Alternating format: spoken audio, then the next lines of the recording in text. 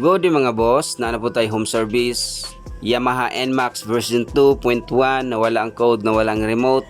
So wala mabuhat si boss kundi ipaprogram o ipa-retrieve ang nawala nga code. So mao ni ang remote nga atong gamiton ron sa pag-activate. Na open na pud nako ang cover sa receiver para ma-pin out nato ang nawala nga code. So set up na nako ang tools. Ayan, so maghuwat na lang tag pila ka minutes para mag-input sa na-retrieve nga code.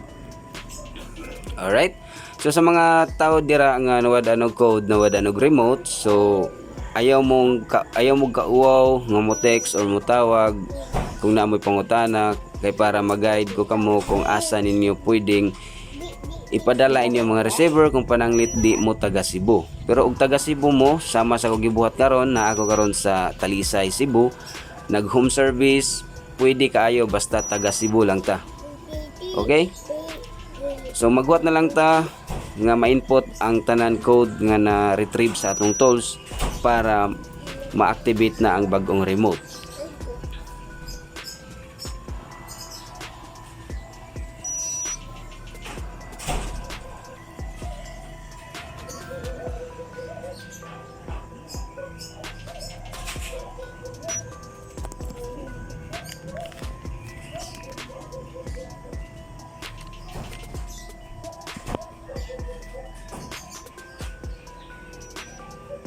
Alright, so nakita na to, successful ang registration, pero i-check pa nato ang synchronization between sa remote ug sa receiver. Alright, good registration between the remote ug sa receiver.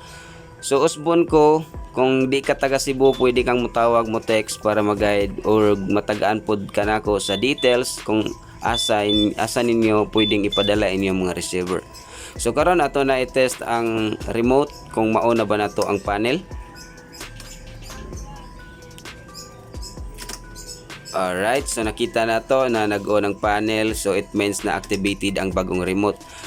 Okay, so hanggang dito lang tayo. Salamat sa suporta mga boss. Salamat ulit.